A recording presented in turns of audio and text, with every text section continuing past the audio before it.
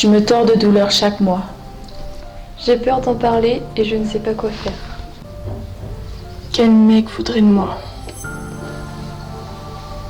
Ça se trouve, je pourrais pas avoir d'enfant. J'en ai marre de la voir comme ça. Ça va durer combien de temps? Je me demande des fois si elle fait pas exprès d'avoir mal. J'ai besoin de preuves pour comprendre et l'aider. Est-ce que c'est de ma faute si elle a mal pendant les rapports? C'est moi qui m'y prends mal?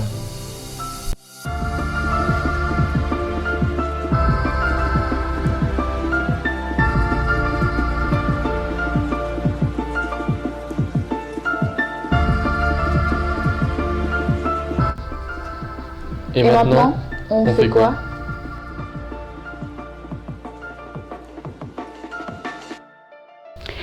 L'endométriose, c'est une maladie gynécologique chronique qui concerne une femme sur 10.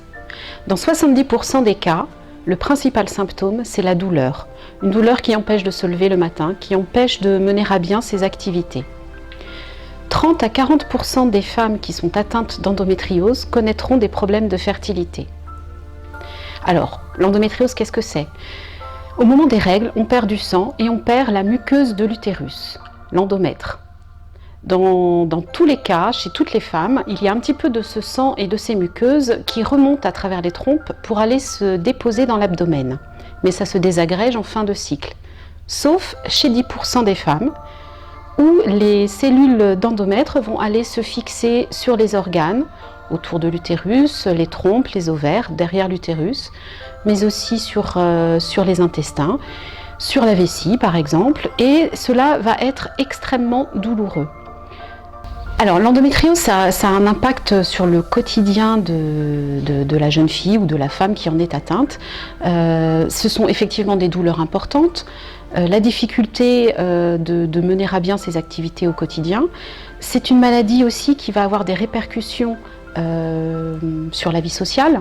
On a tendance à s'isoler, à se replier sur soi-même parce que les gens, c'est une maladie invisible, donc les gens ne voient pas ce dont on souffre, ils ne comprennent pas.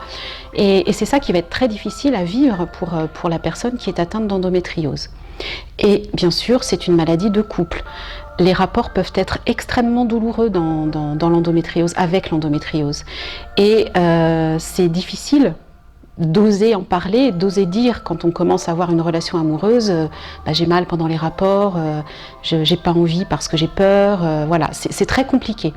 En tout cas, une chose est certaine, si toi aussi tu as mal pendant tes règles, une douleur qui t'empêche d'aller au lycée, qui t'empêche d'aller au travail, il ne faut surtout pas hésiter à en parler à tes parents et à un médecin bien évidemment, parce que derrière cette douleur, il peut y avoir une maladie qui s'appelle l'endométriose et qui peut être très compliqué à gérer dans ton quotidien plus tard. Alors jusqu'à maintenant, on disait qu'il fallait en moyenne 7 ans pour que le diagnostic de l'endométriose soit posé. Pourquoi 7 ans? Parce qu'en fait, on banalisait ce symptôme douloureux. C'est pour ça qu'il est très important d'en parler. Si en plus il y a d'autres signes associés comme des troubles urinaires, des troubles digestifs, les douleurs pendant les rapports, il faut vraiment y penser et en parler. Plus le diagnostic sera posé tôt, plus tu auras des chances de vivre correctement avec ton endométriose. Parce qu'il existe quand même des traitements qui ne vont pas la guérir, mais qui vont l'apaiser et aider à ce que tu souffres moins et à ce que la maladie ne se développe pas trop. C'est pour ça que c'est important d'en parler le plus tôt possible pour pouvoir mettre en place le traitement qui t'ira bien. Alors je le disais tout à l'heure, l'endométriose concerne une femme sur 10. Ça peut être ta mère, ta grand-mère, ta sœur, ta cousine, une amie tout simplement. Mais pas seulement, il y a également des célébrités qui sont atteintes d'endométriose, comme notre marraine Laetitia Milo, Laurie, Enora Malagré, Whoopi Goldberg, Hillary Clinton.